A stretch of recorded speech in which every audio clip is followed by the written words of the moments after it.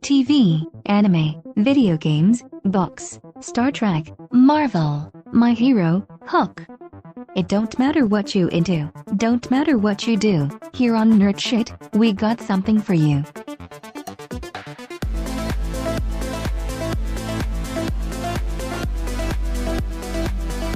Welcome back to Hypothetically Sound Presents-Nerd Sh. Glad you guys can make it back for the final episode of Is Hagrid a Deatheater? So far, we've covered every book, and this one is going to be looking at the Deathly Hallows. I'm excited because, it's going to prove that Hagrid is a Death Eater. No, it's not. So this one's decently long. That's why we saved it for last. I think it's like the second longest one of this dude's evidence. If you haven't watched or listened to our previous podcast, go do it now because there's a lot of information.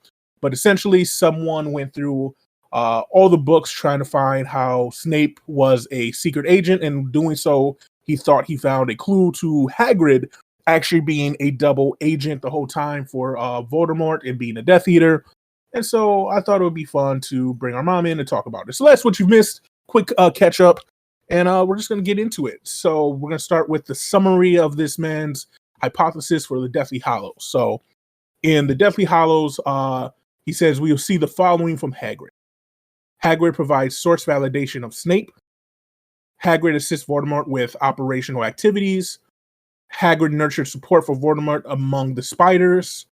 Hagrid provided valuable intelligence collection during the Battle of Hogwarts. Hagrid follows Voldemort's orders, and then Hagrid never fights Voldemort or Death Eaters until it is obvious they will lose when he switches sides. So it's a lot of information, a lot of, I think a lot of things that could be taken either way. What do you think so far, Mom? Well, I still stand by Hagrid is not a Death Eater. He cares way too much to be a Death Eater.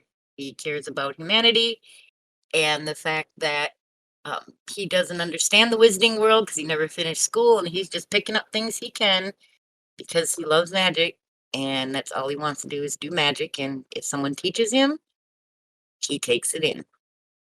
Fair enough. Fair enough. So we'll get into the evidence. So for evidence for the first point that Hagrid provides Voldemort with essential source validation for Snape, he says in Book 7, The Dark Lord Ascending, Snape reveals to Voldemort that Harry would be moved the next Saturday based on a previous established source of information, who we later learn is Dumbledore. Meanwhile, Yaxley claims it will be a different date, with auras providing protection. Voldemort believes Snape immediately and never gives a second thought to Yaxley's information. There is no discussion or research into the two possibilities. If Hagrid were a Death Eater, or at the very least a source of information, Voldemort would already know the true date of the plan. This is the simplest explanation for the sudden and easy trusting of Snape's information over Yaxley's. Now, I agree with him here. Not that, it's coming from Hagrid, but at this point, Dumbledore is dead. Snape is no longer really connected with them. They know Snape's a traitor because he breaks out. He's there when Dumbledore dies, and he breaks out with all of the Death Eater. So they don't trust Snape anymore. So him having the information makes no sense for Voldemort just to trust him, because where is he getting his information if he's no longer a trusted member of the Order of the Phoenix? So it does seem weird that Voldemort trusted, even with Snape being his number one guy, still weird that he would follow Snape and not Yaxley just straight away. What do you think? I just think that he knows advanced magic, and because of that, there's so many things that point to him, and he believes what he feels is right, and it doesn't matter who states it. If he feels that it's going to help a friend, that's who he's going to believe. Okay. So the next point is Hagrid isn't targeted during the Seven Potters operation. He also reveals the real Harry. So Hagrid is described as twice as tall and is and at least 3 times as wide as an average full-grown man. That means he is somewhere in the realm of 11 to 12 feet tall and 4 feet wide. He's an enormous being. During the fight of the 7 Potters, spells are flying everywhere. The Death Leaders are aiming to maim and kill. Voldemort in particular kills Moody fairly quickly, moves to Hermione and Kingsley, and then discovers Harry is with Hagrid. We notice when he is attacking Harry that Voldemort's aim is impeccable. Even while flying, Harry is only saved by his wand acting of its own accord. During the plan, Hagrid was also announcing to the Death Leaders he was with the real Harry. Hagrid carelessly and purposely bellows Harry's name a ridiculous 14 times. The Order of the Phoenix later assumes it was Harry's use of Expelliarmus, but it's more likely Hagrid yelling Harry's name was what clued the Death Eaters in. Incredibly, no one brings this up as a possibility. Furthermore, how did none of the Death Eaters, let alone Voldemort, not hit such a massive target with the spell? It must be purposeful given how huge Hagrid is. Once Hagrid has successfully alerted the Death Eaters to the real Harry, he abandons the motorcycle entirely by jumping out, leaving Harry to his fate with Voldemort. Harry believes he jumps after a Death Eater, but more likely he was abandoning the ship after Voldemort arrived, having completed his mission to separate Harry from the group and alert the Death Leaders to his presence. When Harry lives, Hagrid rejoins the group as if he never abandoned Harry at all. Oddly, he references specific moments during Harry's fight with Voldemort, which he himself was not witness to, such as the spell Harry's wand cast. Someone had to tell him about this, and it wasn't the only. Someone had to tell him about this, and it wasn't the only other person there, Harry. What do you think? Well, as far as like when they were doing the polyjuice and were all becoming Harry, that whole situation was meant to be cause a state of confusion. Mm-hmm. So Hagrid would be the perfect person to be part of that. Just letting him do what he does. And, I mean, Snape's revelation and lack of insight into Hagrid's misdeeds, is pretty much the strongest evidence, because Hagrid, I feel, has good integrity, and what he does is everything he does is for the people he cares about. This is why, I don't think this is a good point by the dude who wrote this. I think this is one that doesn't prove anything. Because first off, he kind of contradicts himself. In his first point, where Hagrid is source validation, if he gave all this information to Voldemort previously, Voldemort would know that he was with Harry, unless him going with Harry was a last-minute deal. But I don't think it was from the book. It made it seem like they were always going to send him with Hagrid. So Voldemort would have knew he was with Hagrid. So there's that point that throws it away. Hagrid does get hit multiple times with spells to the point that he passes out for a little bit, because Harry has to hit the speed thing again, and then he wakes up, and that's when he jumps off to attack a Death Eater. So this whole point is just weird. I don't think it proves anything against Hagrid at all. It's just a weird point, and I'm pretty sure Hagrid's still on the motorcycle when Harry's wand mends with Voldemort's wand. So yeah, I don't think it's a good point by him. Okay, here's one for you. Mm-hmm. So we know Snape was actually kind of being a double agent, but was more, on Dumbledore's side. And if that's the case, why didn't he let Dumbledore know that Hagrid's involvement was for the Death Eaters? Because no one, the whole premise of this is that no one outside of Voldemort knew that Hagrid was working with Voldemort. But Snape knew a lot of what was going on. No, that's the whole premise of this. Him being this secret agent is no one but Voldemort knew that him and Hagrid had a relationship, so Snape wouldn't know. That was the whole premise. He's a secret, not a double agent. He's a secret agent that is working for Voldemort, and only Voldemort knows that Hagrid works for him. But yeah, if he was like an open Death Eater, yeah, Snape would have known and would have told Dumbledore about it right away. Right. But now, wasn't it Snape that secretly revealed the date of the mission to Voldemort, and not Hagrid? It was Snape. Yeah, no, it's Snape. But the dude who wrote this said that with how quickly Voldemort trusted Snape's information, he believes that Voldemort had already got this information from Hagrid, and so when Snape confirmed it, he instantly went with that information. Because the dude who wrote this is claiming there's zero reason for Voldemort to instantly trust Snape over Yaxley when Snape has been disavowed from the Order of the Phoenix. So knowing that Snape is no longer part of this group, for him to come in with this information out of nowhere, to the person who wrote this, it makes no sense for Voldemort to go yes instantly over Yaxley, who has information from the Ministry that they're secretly taking over at the time.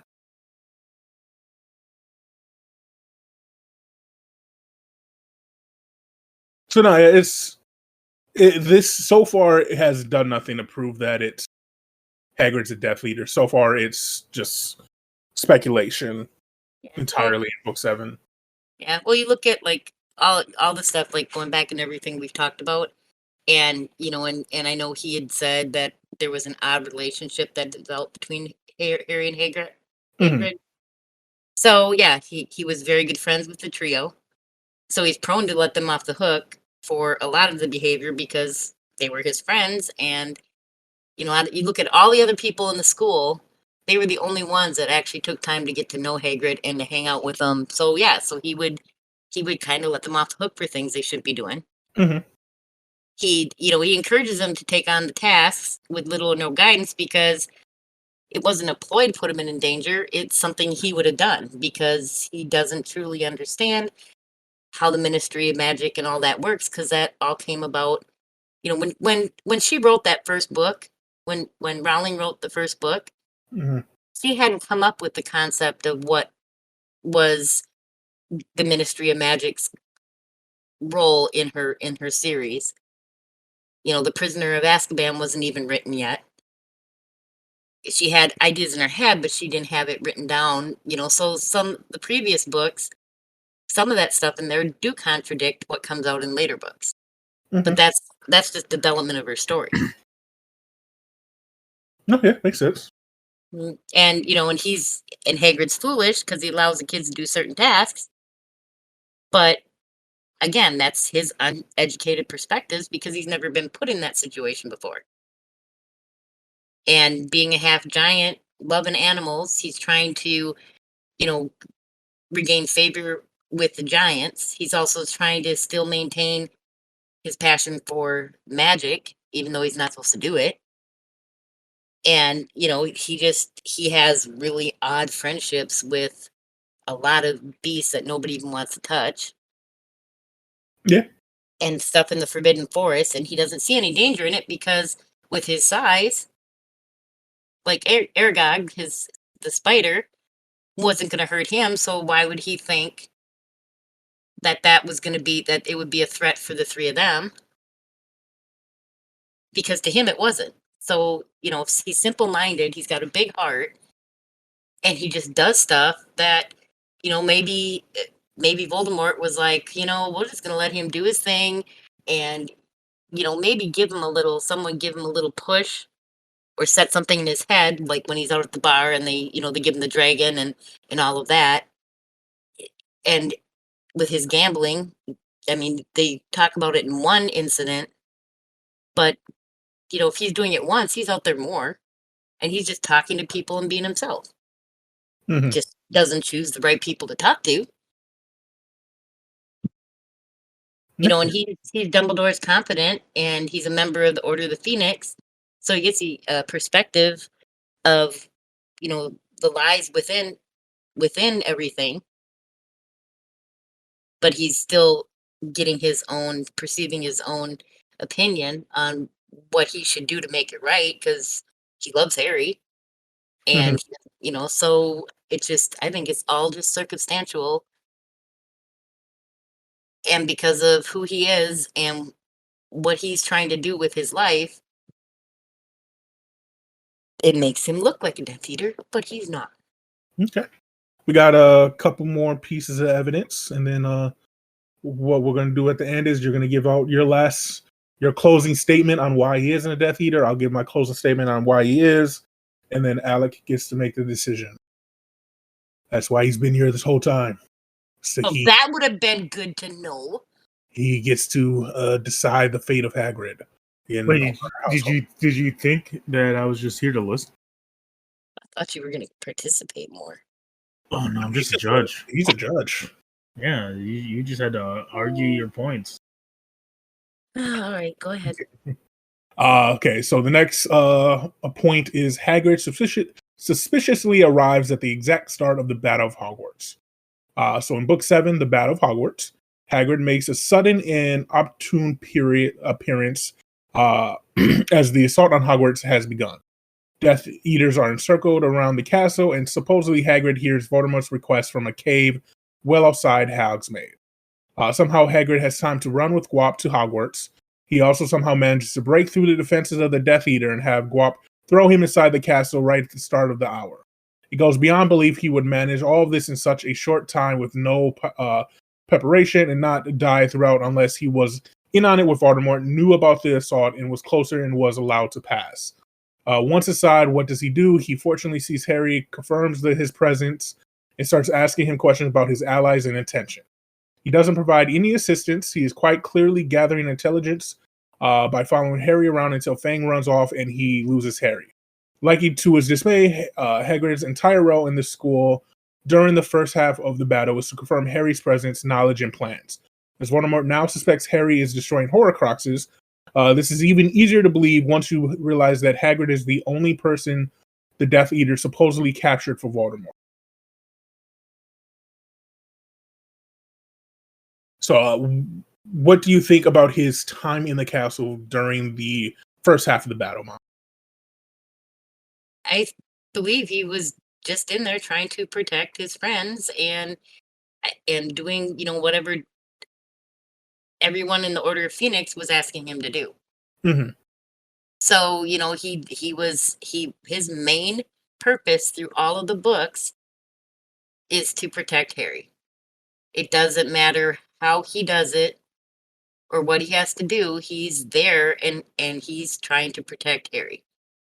Because from when he was a baby and knowing that unbreakable bond was broken towards the end, he's trying his best to keep him safe. Okay. It is a little suspicious that he shows up right at the and it could be, it's just plot devices to get him there. But yeah, it is weird that he would be in this cave so far away. Here, say he hears Voldemort, which I don't think it would be the case because Voldemort wasn't casting his voice loudly. He was just using magic to get into everybody's head. Mm-hmm. So it wasn't he was just being loud. He just put his thoughts into people's heads, which is scary. That part is kind of weird how Hagrid said he heard. And then there are giants on the other team, and we know that the giants don't like Gwop. So for him to get through past all these giants as well is a little weird. And then I don't know what Hagrid was going to do inside. Following Harry seems like the logical thing to do once he's inside. Because like you said, if someone was to run up on Harry, he could defend. But outside of that, because at this point, he doesn't really use magic. You don't see him using magic outside of the first book. So he wanted to have his umbrella and with the wand in it. You don't see that very much after the first book. So yeah, he's kind of just like a protector in case someone rushes Harry. But yeah, it's still just a little strange. I think it's more plot devices, him being there, than any wrongdoing or evil doing. The next point, I think one of the last, he has 2 more points. The next one is Hagrid's friendship with the spiders provide additional recruits for Voldemort. So back in the third year, Hagrid was raising the spider, the main spider, Aragog, whom he released to the Forbidden Forest. Hagrid is the protector and protector for the entire colony of the spiders on the Hogwarts grounds. The spiders are bloodthirsty meat eaters and even try to eat Ron and Harry despite being sent by Hagrid. Hagrid has always been safe in the woods with the spiders due to his status with Aragog and their history. But in book 6, after Aragog's health starts declining, Hagrid comments, I don't reckon it'd be safe for anyone but me to go near the colony at the moment. After Aragog died, Hagrid comments again, the other spiders won't let me anywhere near their webs now that Aragog's gone. Turns out it was only on his orders they didn't eat me. It wasn't easy getting his body out of there. I can tell you, they usually eat their dead. So given how huge Aragog is, it is hard to believe Hagrid would have been there at the exact moment Aragog died, or had been able to prevent the other spiders from eating the body and would have been able to escape unscathed with the body to bury it. One of the spiders described in book 7 is the size of a small car, and Hagrid would have had to carry out a massive one while facing off against a swarm of hundreds or thousands of spiders at that size. Once again, we face the unreliable narrative problem. We only have Hagrid's word. He can't go back to the nest, and he's warning others from going to that area in the forest. In fact, we later learn the spiders will not have attacked Hagrid at all. The spiders play a large part in the Battle of Hogwarts. The Death Eaters take the spiders' nest as one of their bases of operations, and the spiders make an assault on Hogwarts. Harry assumes the Death Eaters just invaded the nest, but we never see that for sure. And the spiders only seem to target the defenders, the people inside of Hogwarts. Given the spiders are intelligent creatures, this could entirely be the case. In the chapter The Elder Wand, the spiders burst through the entrance hall and Hagrid runs into their midst, yelling to not hurt them. He is then carried away. Harry assumes Hagrid to be dead. After all, Hagrid did see the spiders. Hagrid did say the spiders would eat him now. We later see that he is in fact alive and relatively unscarred, scathed. The spiders delivered him harmlessly to the camp. This demonstrates the spiders wouldn't eat Hagrid, and they were likely siding with the Death Eaters. It would make sense if Hagrid raised and protected Aragog and was always welcome in the nest, but instead just said otherwise so that people wouldn't go near the Death Eaters' planned operational center.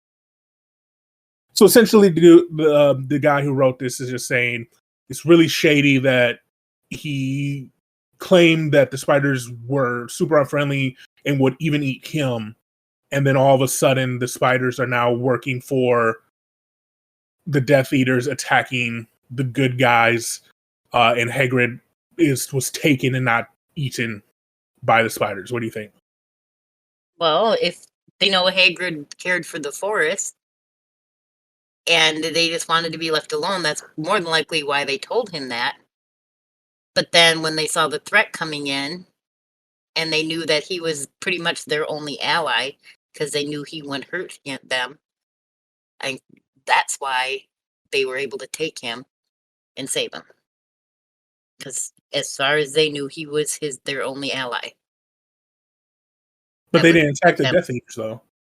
No, they wouldn't attack because they just needed to get him out of the way. Because they broke into the castle to get him. Like they broke into the castle, and then Hagrid ran into their midst. Like they broke in the castle, and then Hagrid's like, "No, don't hurt him." Talking about his friends and the dog, and then he goes off into the spiders, and the next time we see him, he's with Voldemort in the cave.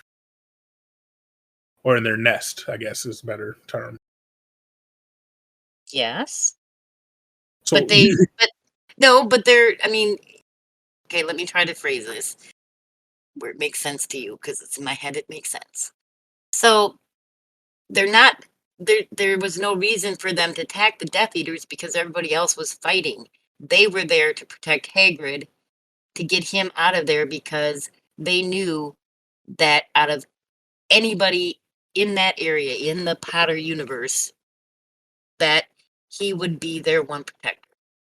And that was all that they only look out for themselves. They're not there trying to help, and they're seeing everybody fighting. They just saw Hagrid was in trouble, and that's why they went to protect him. Did you change your name to Reed Richard? Because that reach was amazing. Holy, you reached the moon for that explanation.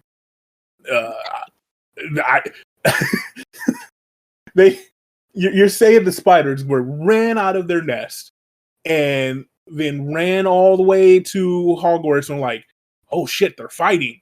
And then was like, oh, we need to figure out where Hagrid is. And so he's not outside, but he must be in the castle. So let's break into the castle, grab him and run away. But he could talk to them. Who says that he didn't summon them and say help? You don't know the connection. How could he talk to Aragog? Is this Space Jam? Are you dunking from the half court line? I'm trying to save my Hagrid. These reaches, my God. Okay. The next point is Hagrid wasn't harmed or killed by Voldemort or the Death Eaters after being taken. So during the Battle of Hogwarts, after Hagrid arrives in the castle and questions Harry and tries to follow him, you never see him fight any Death Eaters for the majority of the battle. Hagrid is suspiciously absent during the critical first hour of fighting, from when he arrives to when he is carried off by the spiders. In Book 7, the Elder Wand chapter, Voldemort states to Snape, "My instructions to my Death Eaters have been perfectly clear. Capture Potter, kill his friends, the more the better, but do not kill him."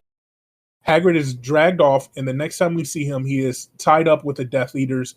Voldemort was adamant Harry would arrive at this location at this time. If his orders were to kill everyone, why was Hagrid alive? He should have been killed on sight from the first moment he ran to Hogwarts from the cave. Being such a massive target, he wouldn't have been hard to aim at. It is more likely Voldemort kept Hagrid as an ace up his sleeve should Harry not cooperate or try to trick him. Harry gave himself willingly, so Hagrid's presence was ultimately unnecessary. However, this is the most surprising thing. This is not the most surprising thing. It's more noteworthy that Hagrid wasn't killed on his run to Hogwarts or after the revelation of Harry's escape. The fact that Hagrid isn't killed either time is explained easily by assuming he is in Voldemort's employ. So why wasn't Hagrid killed? As a half breed? He going near the Death Eaters, someone should have tried to kill him. Why? Because he wasn't a threat. How wasn't he? He's a half giant. How wasn't he a threat? Because he doesn't want to hurt anyone. And how would the Death Eaters know this? Because they've been part of it from the get-go. I mean, the whole thing with Voldemort and all that, Hagrid's been there. He's talked. He's made friends with people. He may talk to people that were Death Eaters, but it does not mean he was associating. He just had a relationship where he was not a threat. They wouldn't have talked to him if they felt he was a threat. They didn't need to get him involved as well as they just knowing he wasn't a threat. So since he wasn't a threat, they just captured him, is what you're saying? They just kept him out of the way because they knew he would protect Harry. So then he was a threat. No, he would protect Harry. He would make it harder for them to get to Harry. That sounds like a threat. And maybe to me. Okay, and maybe Riddle felt, or Voldemort felt bad as when he was Riddle for getting, making everything for Hagrid go bad. Even though he has no soul and no heart. It could be, if Hagrid is a Death Eater, then maybe Voldemort actually liked Hagrid for taking the fall at the school. Yeah, it's possible. Yeah. See, I can come up with some stuff. I got theories. Okay, so two last points. Hagrid willingly follows Voldemort's orders. In Book 7, The Flaw in the Plan, Harry is presumed dead. Voldemort thinks it's best to have Hagrid carry Harry's body. You carry him, Voldemort said. He will be nice and visible in your arms, will he not? Pick up your little friend Hagrid and the glasses, put on the glasses. He must be recognizable.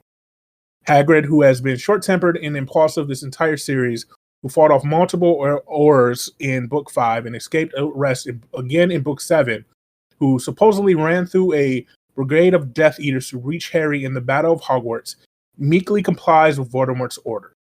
Harry assumes somehow Hagrid is being forced. In fact, Hagrid is not bound and obeys every command of Voldemort's and doesn't try to fight back. In stark contrast to his established persona over the entire series, his ability to cry and speak imply he is not under the Imperious curse. The only question remains, why does Hagrid cry here? Is it because over 7 years he has established some true fondness for Harry?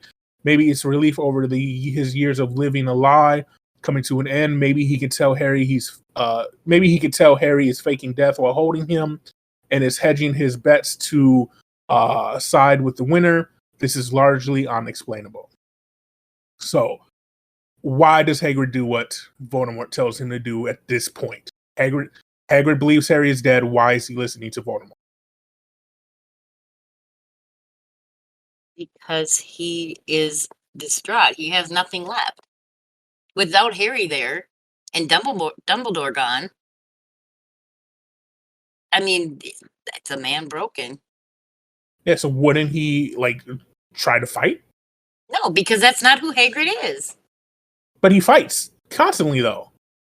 They talk about it, he fought off a bunch of Aurors in Book 7. He fought them off again to escape from the castle in Book 7. But because Harry's no longer there, he doesn't have to protect him. That was his whole premise in all of the books was being there for Harry, and he thought Harry was dead. So what did he have? In his mind, he had nothing left. He had no purpose anymore. So why that doesn't explain then why would he do what Voldemort says willingly without any kind of fight, any kind of anything? He picks up Harry and walks with Harry to go show everybody else Harry is dead. That I wouldn't do it if someone killed Alec. There's no way I'm picking up his body and carrying him. No, you're his brother. Nah, it's not too heavy, dog. Harry is Hagrid's best friend, son figure, nephew type figure to his life. So why is he? He's making a point. Why would Hagrid do this?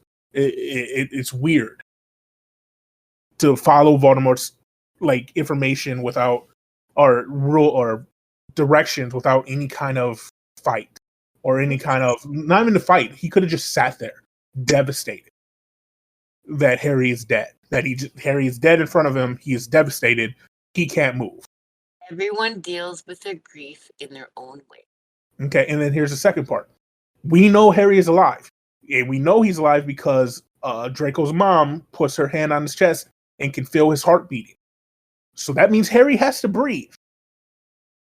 And you're telling me this entire walk and it's a long walk, from the cave back to Hogwarts, not at any point does Hagrid realize that Harry's breathing? Maybe he does. But when Harry disappears, he freaks out. Oh my God, he's alive, and freaks out. He's a good actor. Yeah, that's why he's a Death Eater. Yeah, whatever. Okay, and time for the final point. Hagrid changes allegiance once it's clear Voldemort will lose. At the absolute end of the series, Hagrid joins the fight and actually combats Death Eaters. Why would this happen if Hagrid were a servant of Voldemort? The simplest explanation is Hagrid is savvy and wants to be on the winning side. He only starts to fight for the good guys when the tide totally shifts against Voldemort. Hagrid is the first person who seems aware of Horcruxes, something only top Death Eaters, the trio Dumbledore and Slughorn, know about. When Voldemort gloats over Harry's death, several things happen which make it obvious Voldemort will ultimately lose. Neville destroys Voldemort's last Horcrux, Nagini, rendering him a mortal man. Slughorn rallies at a lot more reinforcements to fight against Voldemort. Other creatures such as Centaurs, Hippogriffs, Thresholds, and House Elves start attacking the Death Eater. Harry disappears. Hagrid may or may not have realized Harry's alive, but he certainly noticed Harry was gone because he yells about it. Hagrid is now in a situation where Harry may be alive while Voldemort is a mortal man who is surrounded and severely outnumbered. Even if Harry died at this point, Voldemort would certainly lose anyways. Hagrid knows about Voldemort's Horcruxes and may even know they are gone. Hagrid makes a critical decision at this point to begin fighting Death Eaters for the first time in the entire book. He doesn't just fight anyone, though, only McNair, whom he has a personal grudge against over the attempted execution of Buckbeak. Hagrid sees where the battle is going, and regardless of Harry's survival, he needs to be on the winning side. Ultimately, he is looking out for himself. So what do you take about him all of a sudden starting to fight? And like he says, he only fights McNair, the executioner. It's just where he wanted to take his anger out at. But he was a good guy. He doesn't fight. He doesn't do that. I just said where he wanted to take his anger out at. Doesn't mean that he wants to fight.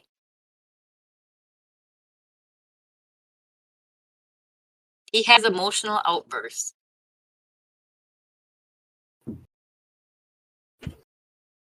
Okay, so it's that time, Mom. Good luck. You got as much time as you want to convince Alec that Hagrid is not a Death Eater. Right? Let's see. Hang on. Let me pull up my stuff. First off, why would Hagrid join forces with the very man who had him expelled? Riddle ensured he lost his civil liberties in the Wizarding world. He couldn't do anything that he had always dreamt of doing. Also, we know Hagrid loved Aragog, and Riddle was attempting to have him killed, knowing that nothing's more precious to Hagrid than the animals that are in the Forbidden Forest or anywhere in the school. Hagrid raised Aragog from infancy and was basically his best friend because he had raised him. So why would Hagrid join the ranks of somebody who had tried to kill his best friend in the animal world? When he's sent to Azkaban, he was sent for the same crime.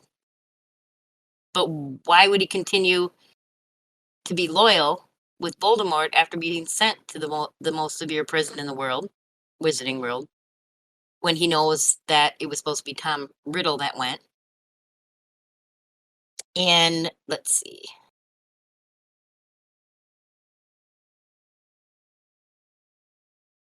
Hagrid is a lovable, bumbling, oafish character. He displays very little intelligence and is prone to emotional outbursts throughout the whole series. Which means, yes, I said he was acting, but he would have to be the world's greatest actor in all of the Wizarding world. But he actually is a humble supporter of Dumbledore's. Dumbledore has stated throughout the books that he was incredibly loyal to him. Hagrid has motivation for hating Tom Riddle. Yes, he's a half-giant and an imposing figure in the fight against the Death Eaters, but he's capable of communicating with the giants that remain in the wild. And when he went there, I can't think of her name. What was her name? The other giant. I don't remember her name. Yeah, well, if he had issues, if he did anything there to jeopardize, I mean, Dumbledore knew the location, but why wouldn't she have said something? Or if she was going to say something, why didn't she disappear? Why didn't Voldemort take care of that loose end if it was such a threat? With, if Hagrid was such a secret agent.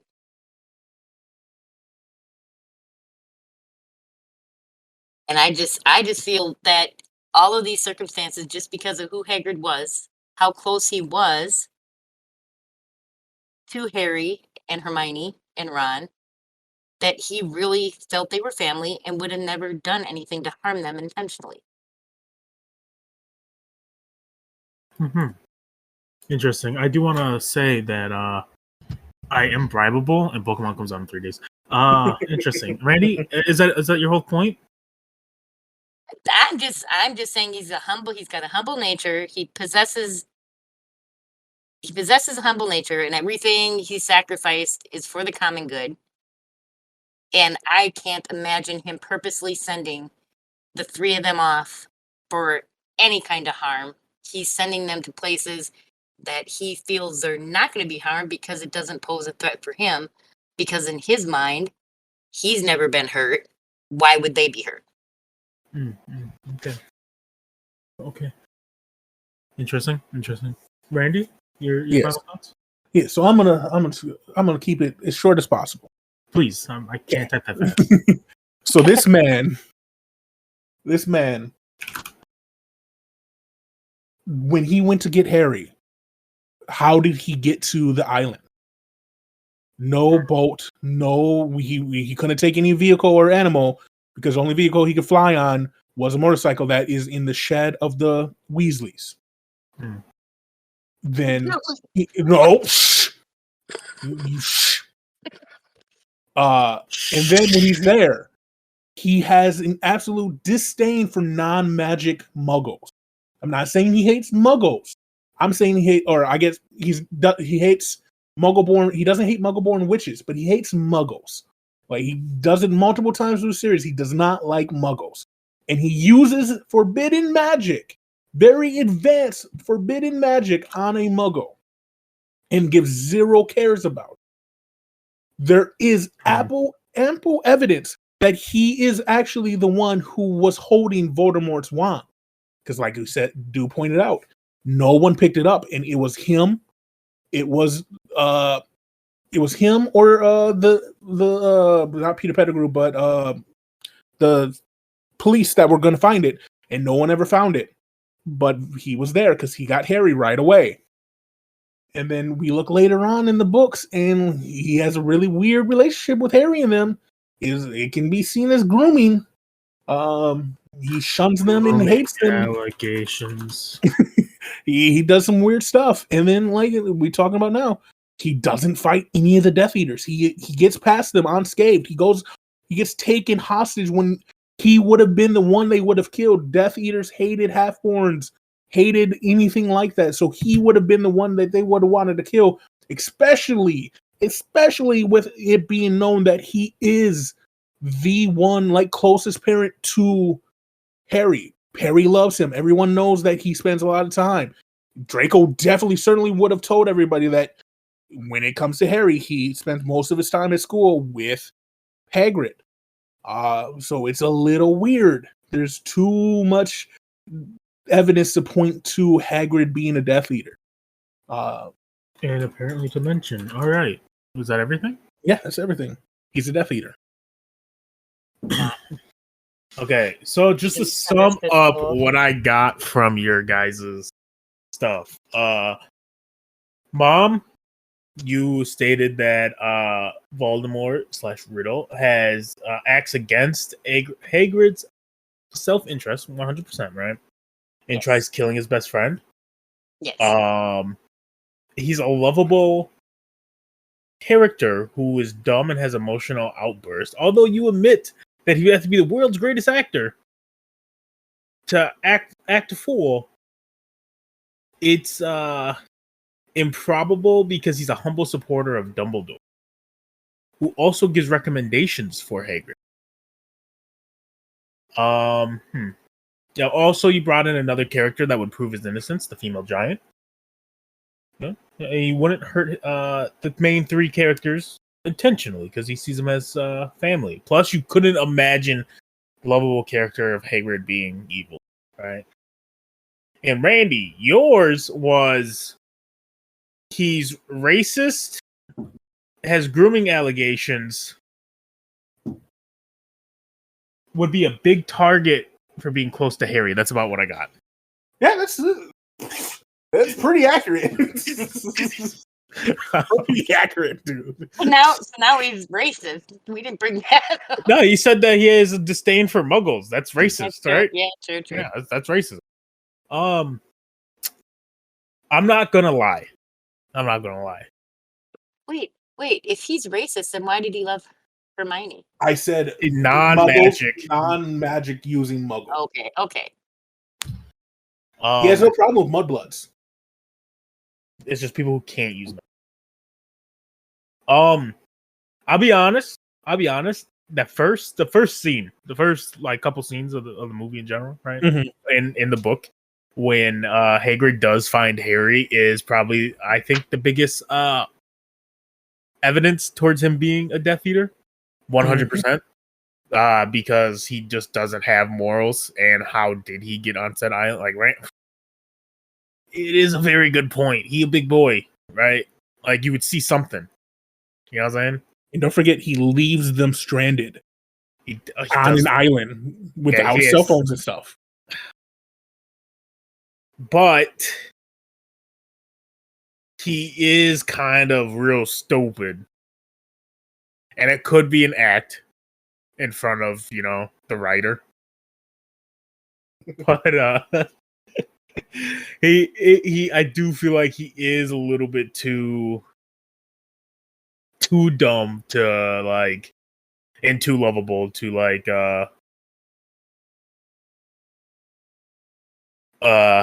do these things, right? Oh, it's tough. I'm gonna give it a buck. I'm gonna go with Death Eater. Yeah. So much for Unless your I'm about to get bribed. So much for your gift. But Do you Mom want makes some food? very good points. All I'm Do you saying is want, do you want food? she makes some really good points, Fran. Really fantastic ones. I think Like, it's debatable, and it's gonna be a situation where you got the people who believe he is, people who believe he's not, and people will fight for what they believe. it is a coin flip. However, there, like, you guys came up with really good points. Like, yeah, Tom Riddle is the reason why he got expelled. You know, he tried killing his best friend in the world. You know, he got him sent to prison. You know, all these things, right? Mhm. Like, and that's just a villain being a villain. And you think to yourself, like, why would he even, like, very good points. Like, yeah, no one in their right mind, even if he was aligned with him, like, there has to be a line, right? Like, he's trying to kill the things that, like, he cares about, and he's taking away his freedom and life, right? But the unexplained things as well, the wand, you know, him essentially being a Death Eater without being a Death Eater, grooming allegations, rest in peace. I totally forgot he passed away. Oh no. Yeah. That's so sad. Day. But And then book Hagrid being racist as well. Like, Death Eater just sounds cooler, so that's the main reason why I'm going with it, I'll be honest. But, like, the argument is a coin flip. And you are correct. I think, like, there are good arguments for both. And it kind of comes down to a personal belief of Hagrid. But yeah, I do think he's a Death Eater. I think the evidence is a little stronger on that side as well. Well, there you have it, folks. He could or he couldn't be. You decide. Yeah, well, I don't Choose know. your I adventure. don't know. I gotta be so dramatic about it. You know what I'm saying? But thank you, Mom, for doing this 7-part series with us, 6-part series with us on this adventure of Is Hagrid a Death Eater?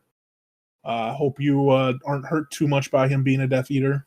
no, and I apologize in advance to everybody that is with me and believes he's not, that I didn't do it justice.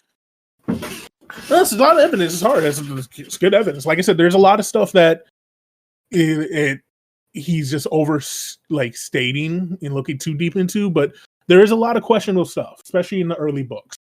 But like you said, it could be Are you going to she say Mrs. just Weasley is a Death Eater? Or are you going to say Mrs. Weasley is a Death Eater? Because she didn't appear until the end to fight either. no. Well, you have to remember, none of them got there until then. But no way she's a Death Eater. She does. There is a lot of issues with Molly Weasley, but Death Eater's not one of them. I'm sorry, I can never forgive Molly Weasley for how she treated Hermione in the Goblet of Fire. True. That is unforgivable. It's incredibly messed up, and she never apologizes for it. But anyways, it's a different episode, different podcast. Just thank you guys at home for listening. Write in the comments who you believe is right, me or my mom. Is he a Death Eater? Is he not a Death Eater? You decide.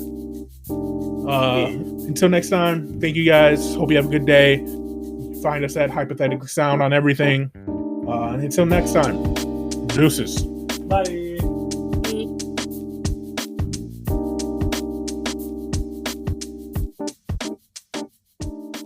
Thank you for listening to Hypothetically Sound. We hope you enjoyed the episode. All episodes can be found at hypotheticallysound.podbean.com, as well as on Apple, Spotify, and Pandora.